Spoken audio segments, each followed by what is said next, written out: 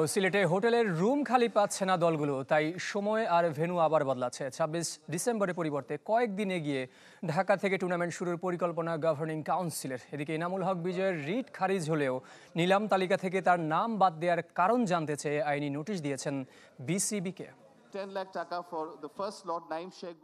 শত অনিশ্চয়তার পরও নিলাম শেষ করতে পেরে কিছুটা নির্ভর বিপিএল গভর্নিং কাউন্সিল। তবে নতুন নতুন চ্যালেঞ্জ আসছে সামনে। বড়দিন ও নববর্ষের ব্যস্ততার জন্য সিলেটে হোটেল পাচ্ছে না ফ্র্যাঞ্চাইজিগুলো। চট্টগ্রামেও আছে সংকট। ফলে সিদ্ধান্ত বদলে ঢাকা থেকে শুরু করতে হচ্ছে দ্বাদশ আসর। তাতে বেড়ে যাবে ভ্রমণের সময়। তাই ২৬ ডিসেম্বর থেকে কয়েকদিন এগিয়েও আসতে পারে টুর্নামেন্ট। ১ তারিখের আগে রুম পাচ্ছে না। এই সেম থিং হচ্ছে চিটাগংয়েরও অবস্থা।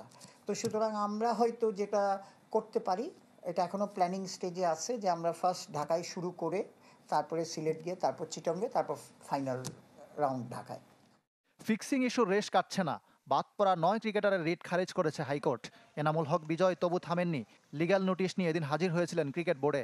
দিয়েছেন সর্বোচ্চ আইনি ব্যবস্থার হুঁশিয়ারি। তবে বিসিবি বলছে তথ্য প্রমাণের ভিত্তিতে মোকাবেলা করবে তাদের লিগ্যাল টিম। বিসিবিতে আমি একটা লিগ্যাল নোটিশ পাঠিয়েছি বিপিএল গভর্নিং কাউন্সিল প্রেসিডেন্ট বরাবর এবং উপদেষ্টা বরাবর।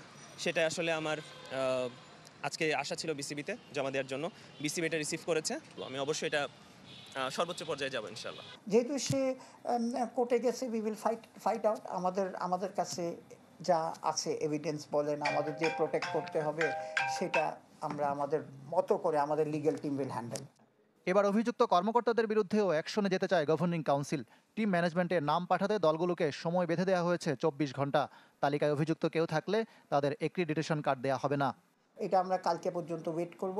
লোকাল এজেন্সি বলেন, আমাদের আকসু বলেন, they have to go through this names.